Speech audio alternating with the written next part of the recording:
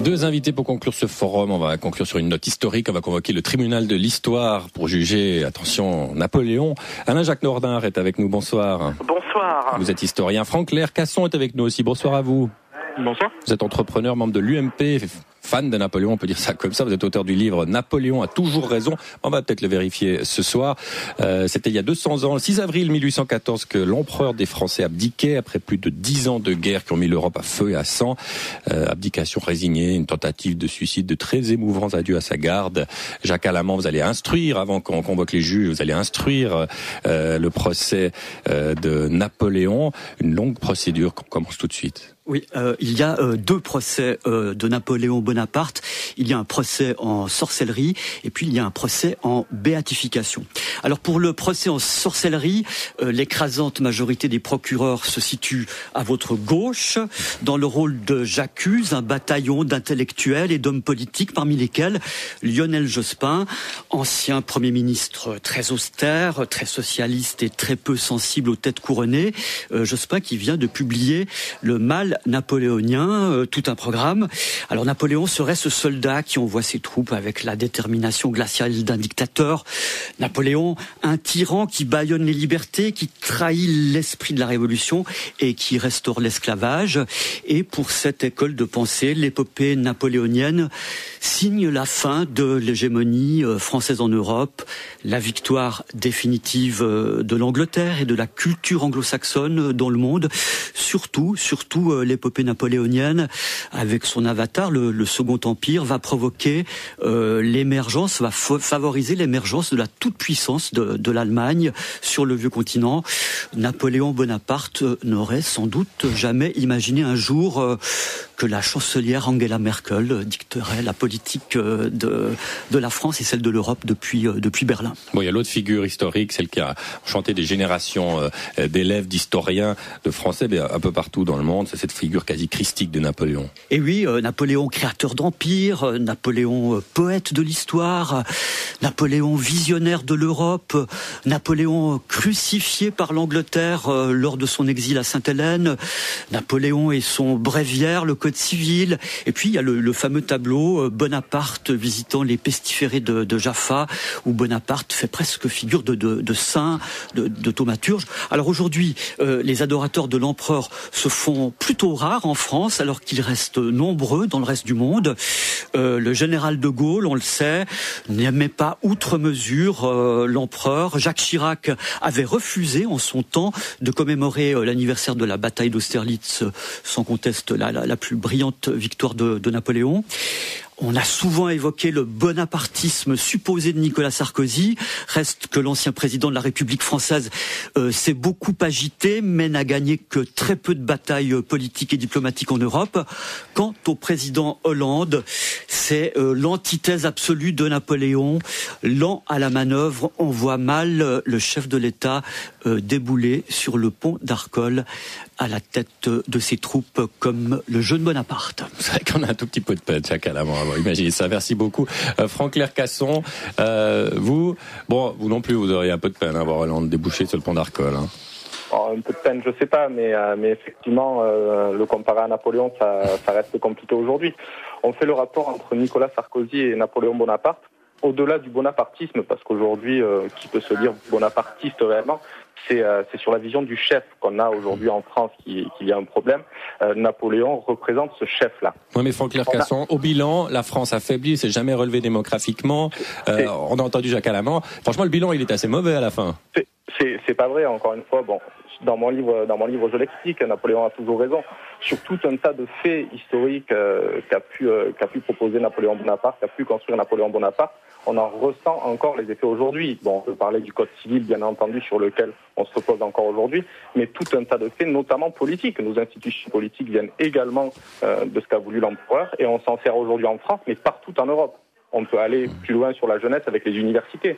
C'est lui qui a renouvelé et qui a créé l'université, et le modèle universitaire français sert à tous les pays européens et même au-delà.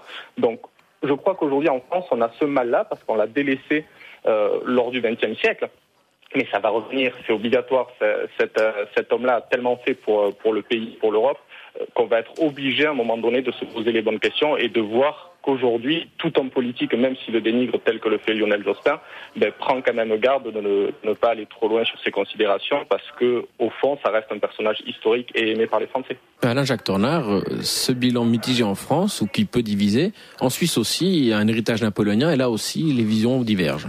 Les avis sont très partagés. Disons que tant que Napoléon Bonaparte est Bonaparte, c'est-à-dire le fils de la Révolution, tout va bien. C'est un magnifique ordinateur qui fonctionne fabuleusement bien, mais à un moment donné, il va y avoir des problèmes de logiciel parce qu'il n'a plus des conseillers, mais il a une cour. Pour la Suisse, ça a été fondamental. Il a littéralement sauvé la Suisse. Il l'a recréée de toutes pièces en 1803 avec l'acte de médiation.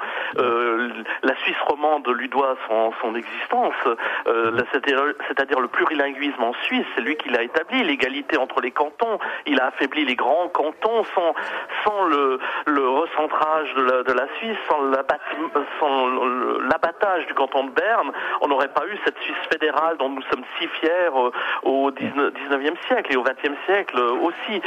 D'ailleurs, c'est pas pour rien que les Vaudois ont toujours, eux, aimé Napoléon. D'ailleurs, pas plus tard que ce soir, je donne une conférence pour le Cercle d'Histoire de Sainte-Croix, dont il sera question, bien entendu, ce sera de Napoléon et la Suisse. Ah oui, Sainte-Croix chez Pascal Broulis, on lui demandera s'il aime Napoléon la prochaine fois qu'on le reçoit. Franck-Claire Casson, ok pour le code civil, les universités, etc. Mais d'un point de vue géostratégique, franchement, c'est catastrophique. La France s'en est jamais vraiment relevée. La preuve que non, parce que l'histoire de la France aujourd'hui, le respect qu'on a, vous parliez tout à l'heure de la chancelière Merkel, moi je crois pas trop à l'effet et à la causalité entre Napoléon et au fait qu'Angela Merkel puisse donner des ordres soi-disant à la France aujourd'hui. Je pense que ça tient plus à la personnalité de notre chef d'État et de ce qu'il en fait, mais peu importe. Mais au-delà de ça, au niveau européen, on parlait de la Suisse. Je crois que Napoléon Bonaparte avait créé 6 nouveaux cantons, donc Vaud notamment, Tessin, Saint-Gall et d'autres. Et annexé le Valais aussi, oui. Exactement. Donc il a fait ça en Suisse, il a fait ça en Italie. Le peuple italien est très amoureux de Napoléon Bonaparte parce qu'il a réussi à mettre tous les peuples italiens ensemble au cœur d'un même esprit, d'une même identité et d'une même nation. Il faut quand même apporter quelques bémols. Il faut quand même apporter quelques bémols. Premièrement, le Valais, c'est pas Napoléon qui l'a créé, il l'a annexé à la France. Il faut pas l'oublier. Et puis à un moment donné, quand il devient le grand empereur, il fait peser de très lourdes menaces sur la Suisse, des menaces même d'annexion. Ce qui fait qu'à un moment donné, tous les peuples se liguent contre lui. Il a quand même développé, peut-être à son corps défendant, mais le pan-germanisme lui doit beaucoup quand il a permis à la Prusse de s'élever. On a vu les conséquences ensuite. Ensuite, il faut pas oublier qu'il a rendu la France plus petite qu'il ne l'a reçue, car enfin, on a failli même perdre l'Alsace et la Lorraine déjà en 1815. Son épopée de 1815 est peut-être très belle sur le plan esthétique, mais ça a été une véritable catastrophe sur le plan diplomatique. C'est un peu comme Milosevic, Franck-Claire Casson, il va attaquer, il a des campus à la fin, il se retrouve avec un pays 2 fois plus petit qu'au début. C'est pas tout à fait la même chose, non, je pense pas. Aujourd'hui, il a récupéré la France, il a récupéré une France quand même qui était pas loin d'être en ruine sur les 10 ans politiques passés, et il en a fait un empire. Au-delà de ça, effectivement, quand on crée un empire, et ça a été vrai pour tous les empires, on se risque au fait que certains peuples veuillent se soulever et donc se coaliser, donc toutes les coalitions qu'il y a eu contre Napoléon Bonaparte. Donc la Prusse s'est soulevée, certes, et on a vu ce que ça a donné après, mais il y a eu la Russie, il y a eu l'Angleterre, donc dans ce cas-là, Napoléon Bonaparte a réussi à coaliser l'Europe. Donc, donnons-lui fait de ça, il a réussi à créer l'Europe et un esprit européen, et je crois que c'est réellement le cas. Il a réussi à mettre l'Europe de son côté. Certains ont voulu en profiter comme la Prusse, et on a vu ce que ça a donné. Certes, des millions de morts, mais au-delà de ça, un esprit européen dont aujourd'hui on se sert. Il y a les Européennes qui arrivent dans quelques semaines. Ça vient de là aussi. Cet esprit européen et cette envie d'être ensemble vient de Napoléon Bonaparte. Alain-Jacques Tornard, vraiment, c'est l'envie d'Européens de vivre ensemble. Par exemple, du côté de l'Espagne, vous n'êtes pas persuadé que Bonaparte ait laissé tellement de bons souvenirs? Alors bien entendu, il a parlé de l'Europe. D'autres ont parlé de l'Europe beaucoup plus tard. Napoléon, il y avait aucune égalité au sein de l'Europe. C'était la France qui dominait. Et d'ailleurs, je suis même pas sûr qu'il aimait vraiment la France. Il était avant tout un Méditerranéen. D'accord. Il avait un rêve de Méditerranée bien plus que d'Europe. Donc, on voit bien que le Code civil, par exemple, n'est pas appliqué dans bien des États qui sont sous sa coupe. Plus l'empire s'étend, plus il s'affaiblit à mesure. il a rétabli l'esclavage en France. Plus il devient l'empereur, moins il est bon. Vraiment, ça faut bien le voir. Et en 1815, c'est une véritable 1814-1815, c'est une véritable catastrophe. Il refuse la paix, faut pas l'oublier. En 1813, il refuse la paix parce qu'il veut pas perdre 1 centimètre carré du territoire conquis. Et toute cette noblesse d'empire, Franck Lercasson, franchement, ces couronnements, tout ça, un peu la folie des grandeurs. C'est pas la folie des grandeurs. Encore une fois, je crois que pour aller au-delà de ce qu'il a créé, pour être véritablement empereur, faut se modeler avec ce faste-là. Ça va avec. Ce n'est pas crédible, sinon aujourd'hui on peut prendre la reine d'Angleterre ou la royauté anglaise. C'est une démocratie certes, mais il y a tout ce faste qui reste autour parce que ça permet aux citoyens d'avoir des repères. Napoléon Bonaparte a donné des repères à tous les peuples européens et notamment français. Quand on dit que Napoléon n'aime pas la France, il était amoureux de la France. Il a appris la langue, il a appris ses mots, il a appris ses livres, ses auteurs, et il était fou amoureux de ce pays qui était la France, même s'il n'oubliait pas ses origines corses. Évidemment, ça restait un Corse, donc fier, mais il était amoureux de la France. Franck Lercasson. Et ce qu'on doit retenir, c'est ses valeurs. C'est ces valeurs-là. Les valeurs. Merci beaucoup d'en parler. Napoléon a toujours raison. C'est le titre de votre livre. Alain-Jacques Tornard vous remercie aussi. Jacques Alamand, vous aviez instruit le procès. On reçoit un mail d'un auditeur là qui nous le rappelle. C'est vrai qu'on a parlé cet après-midi. Il faut écouter Henri Guillemin sur Absolument. Oui. C'est vraiment un monument sur Napoléon.